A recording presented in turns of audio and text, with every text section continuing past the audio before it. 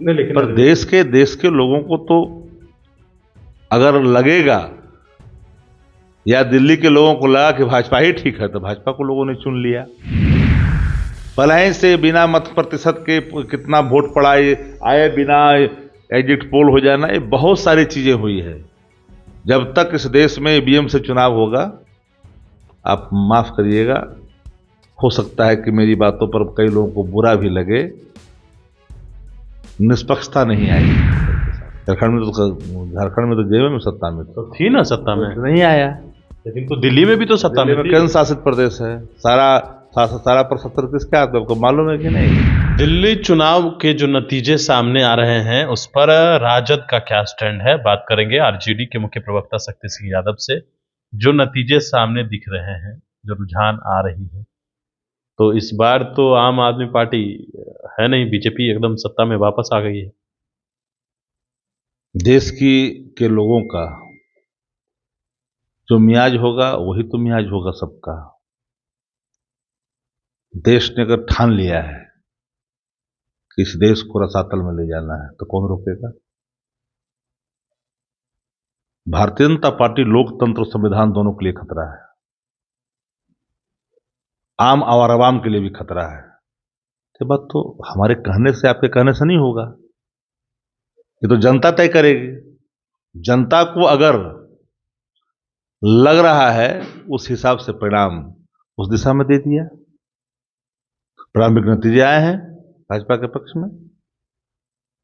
एक बयान कभी कभी भारी पड़ जाता है चुनाव के समय में। आपने अगर ख्याल नहीं किया, समझा नहीं भावनाओं को, तो उसका असर उल्टा हो जाता है। नहीं लेकिन पर देश के लोगों को तो अगर लगेगा या दिल्ली के लोगों को लगा कि भाजपा ही ठीक है तो भाजपा को लोगों ने चुन लिया। देश में एक बात समझनी पड़ेगी लोगों को, किसान परेशान, नौजवान परेशान, आम और आवाम परेशान, महंगाई से लोग त्रस्त, बावजूद भी भाजपा जीत रही है, तो कहीं ना कहीं तो खेला है। और ये खेला करने में भारतीय जनता पार्टी हमारी पलायन से प्लान चल रहा था। पलायन से बिना मत प्रतिशत के कितना वोट पड़ा, ये आए बिना एग्जिट पोल हो जाना, ये बहुत सारी चीजें हुई है।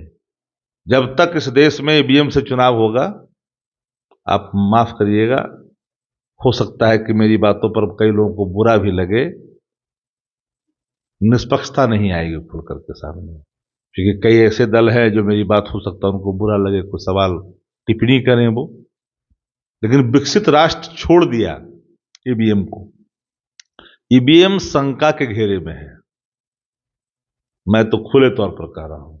लेकिन कई जगह पर जब सरकार जैसे झारखंड में बनी तो वहां तो भी ईवीएम से ही चुनाव हुआ। झारखंड में ईवीएम करामात करने में भारतीय जनता पार्टी को सफलताएं हाथ नहीं लगी। क्यों नहीं लगी? वहां भी सत्ता में थी, यहाँ भी अरविंद केजरीवाल सत्ता में थे। कहाँ झारखंड में सत्ता में थे?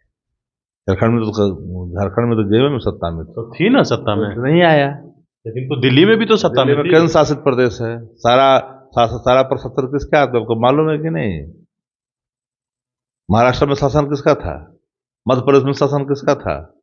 जहां जहां सत्ता नहीं है वहां देखिए, या जहां जहां अब मान लीजिए जो खेला उड़ीसा में हुआ, तो वहां उड़ीसा में इसलिए खेला हो गया कि नवीन पटनायक जी बिल्कुल यादाश्त कमजोर हो गई थी। क्या असर पड़ेगा इस पर बिहार पर? क्योंकि बिहार पर कोई असर पड़ता है? बिहार का तो मियाज ही अलग है, बिहार अपने आप में अलग है। भाजपा देखिए, बिहार में अकेले औकात भाजपा की नहीं ना है, अकेले कोई औकात भाजपा के बिहार में नहीं है। राजद से लड़ने की ताकत किसी पॉलिटिकल पार्टी में नहीं है। नहीं, लेकिन जो दिख रहा है अब, नीतीश कुमार भी तो उन लोग के साथ हैं। दिख रहा था क्या? 20 में भी तो दिख रहा था, नहीं दिख रहा था 20 में? क्या लगता है बिखराव का नतीजा वहां पर देखने को मिला है? हम तो एक लाइन में कहा कि धर्मनिरपेक्ष मतों का बिखराव ठीक नहीं होता है, और उसमें समय रहते सबको सोचनी चाहिए। जिस तरीके से वहां दिल्ली में हुआ, तो कहीं बिहार में ये चीजें नहीं ना हो रही है?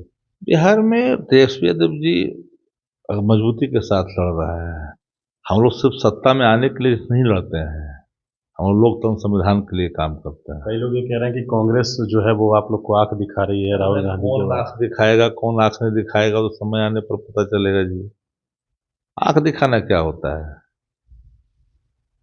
काम करना है बिहार के लिए, बिहार को विकसित देश में ले जाने के लिए, बिहार की तरक्की के लिए, खुशहाली के लिए, अराजकता से दूर करने के लिए, भ्रष्टाचार से दूर रखने के लिए। जेडीयू और लोजपा भी वहां लड़ रही थी और वो हार का सामना लगता है करना पड़ रहा है। कही दिया कि वहां जिंदा कैसे रह जाएगी भाजपा?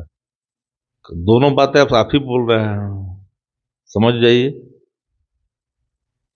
खेला तो हुआ है। चलिए देखिए, हमारे साथ राजद के मुख्य प्रवक्ता शक्ति सिंह यादव थे और दिल्ली चुनाव के जो नतीजे सामने आ रहे हैं और भारतीय जनता पार्टी सत्ता में आती हुई नजर आ रही है और आपको बड़ा झटका लगा है, लेकिन फिलहाल जो खबरें हैं वो हम आप तक पहुंचा रहे हैं।